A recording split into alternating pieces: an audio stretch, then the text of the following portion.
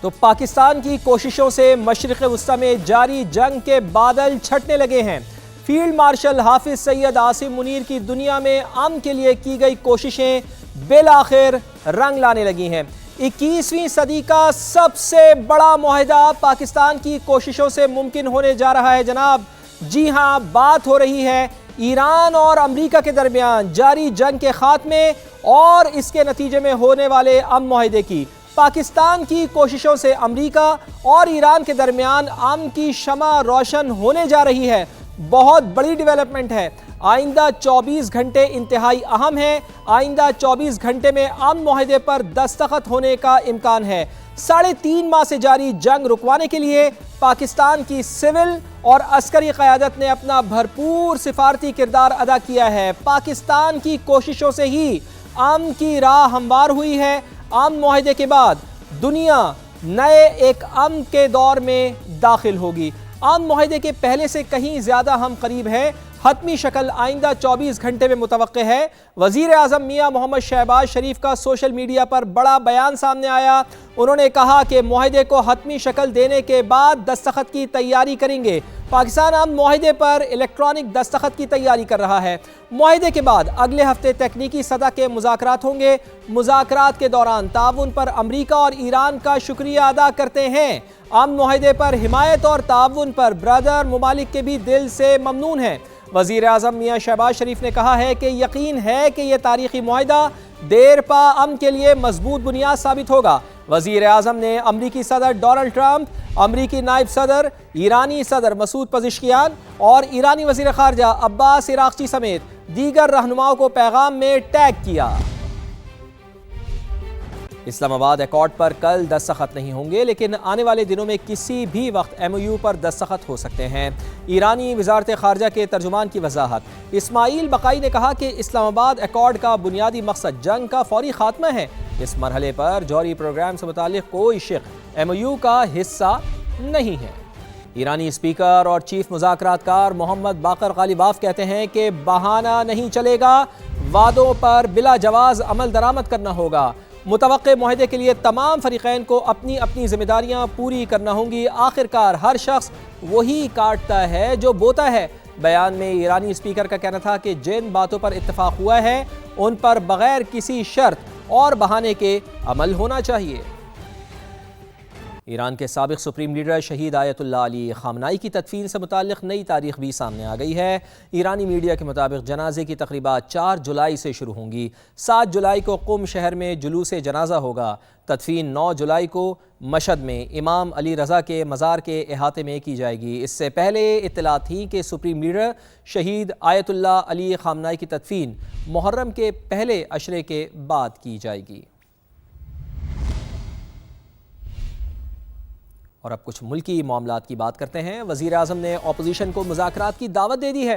قومی اسمبلی میں وزیر اعظم کی تقریر کے دوران اپوزیشن کی طرف سے ایک جملہ کہا گیا کہ وزیر اعظم صاحب قدم بڑھائیں، جس پر میاں شہباز شریف نے مسکراتے ہوئے کہا میں تو قدم بڑھانے کو تیار ہوں، آپ بھی گھر آ جائیں۔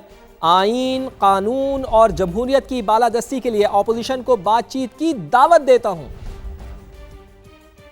یہ سب ہمارے بھائی ہیں جناب اسپیکر، کوئی لڑائی نہیں، صرف آئین اور قانون اور جمہوریت کو فروغ دینے کے لیے میں نے اس وقت بطور لیڈر دی اپوزیشن ایک مرتبہ نہیں، ایک سے زیادہ مرتبہ کہا کہ آئیے مساق جمہوریت کی طرف بڑھیں، آئیے مساق معیشت کی طرف بڑھیں۔ پایا حقارت سے میری ان انتہائی مخلصانہ آفرز کو ٹھکرا دیا گیا، لیکن as a say it is never too late. آئیں، بیٹھیں، میں بات چیت کے لیے تیار ہوں۔ قدم بڑھائے سر۔ جناب خان صاحب میں حاضر ہوں جناب، میں تو قدم بڑھا دوں گا، آپ بھی آ جائیں نا، اپنے گھر آ جائیں آپ۔ میرا ان سے بہت بھائیوں والا تعلق ہے۔ اشاروں میں دیکھتا ہوں، یہ کہتے ہیں کہ میں مجبوری یہاں کھڑا ہوں یا میں یہاں آنا چاہتا ہوں۔ وزیر اعظم کی تقریر سے ہمارے سوالات کے جوابات نہیں ملے، ہم ہمیشہ سے پاکستان اور پاک فوج کے ساتھ ہیں۔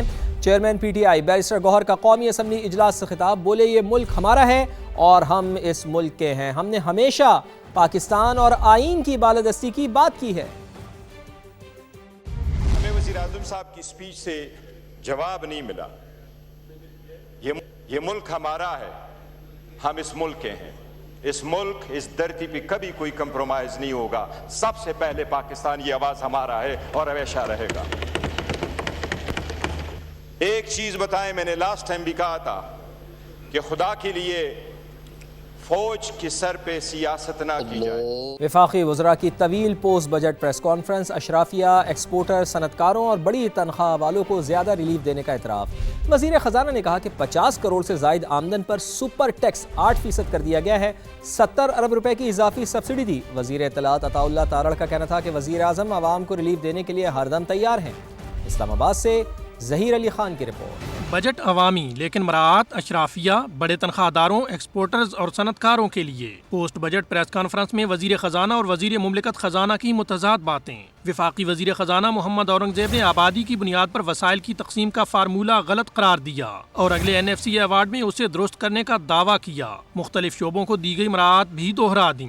सुपर टैक्स 50 करोड़ से ज़्यादा जो बिजनेस करते हैं उनके लिए हम 10 से इसको 8% पे लेके जा रहे हैं। सब एक्सपोर्टर्स के लिए 70 अरब रुपए की 71 अरब रुपए की जो सब्सिडी एडिशनल दी गई है, एग्रीकल्चर इस फिस्कल ईयर में उसको इंट्रोड्यूस करवाया गया, जिसको ज़रखेज़ी स्कीम हम कह रहे हैं। वज़ीर मुमलिकत ख़जाना बिलाल अज़हर कियानी का कहना था कि हुकूमत ने तमाम तबक़ात को अपनी बिसात से बढ़कर मराहत दी हैं। बुनियादी तौर पर देखिए, ये तनख्वाहदार तबके का बजट है, ये सनतकार का बजट है, ये एक्सपोर्टर का बजट है, ये आपके कंस्ट्रक्शन सेक्टर का बजट है, ये उस शख्स का बजट है जो अपना घर बनाना चाहता है, जिसके पास आज वसाइल नहीं है। और हमारी जो भाई बहन बुजुर्ग हैं जिनके ऊपर बोझ ज़्यादा था, उन पे कम करने का ये बजट है। वफाकी वज़ीर इत्तलात अताउल्लाह तारड़ ने करप्शन के खात्मे के लिए FBR समेत मुख्तलिफ इदारों में इस्लाहात को हुकूमत की बड़ी कामयाबी करार दिया। और समा के सवालात वज़ीर ख़जाना के लिए ड्राउना ख्वाब बन गए। मोहम्मद औरंगजेब समा के सवालात से घबराने लगे। ब्यूरो चीफ इस्लामाबाद शकील अहमद ने सवाल करने के लिए माइक थामा तो वज़ीर ख़जाना ने वज़ीर इत्तलात के साथ सरगोशियाँ शुरू कर दी। समा का सवाल, वज़ीर ख़जाना और वज़ीर इत्तलात का जवाब, आइए आपको दिखाते हैं। हमने डेवलपमेंट एक्सपेंडिचर्स काफ़ी कट कर दिए,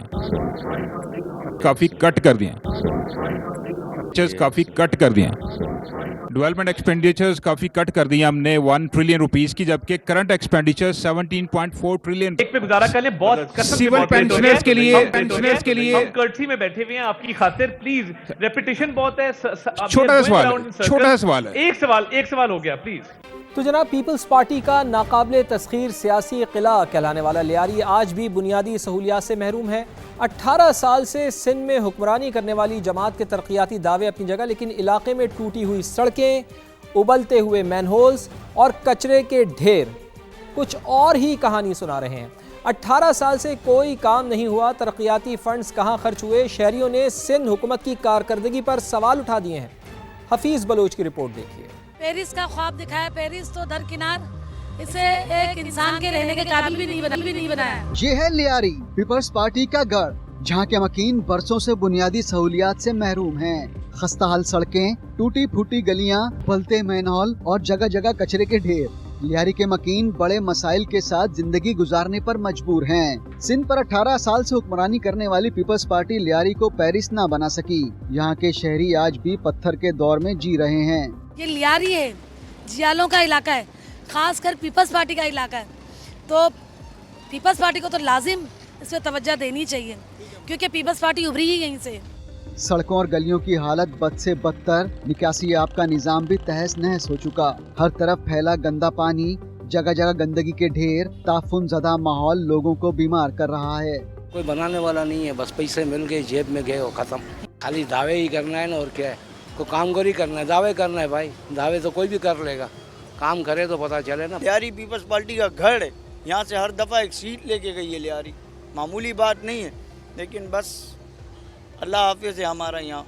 हर इंतखाब में तरक्की और खुशहाली के वादे किए जाते हैं, अरबों रुपए के तरक्याती मंसूबों के ऐलानात भी होते हैं, मगर कराची की पहचान, लियारी की हालत आज भी मायूस कुन है।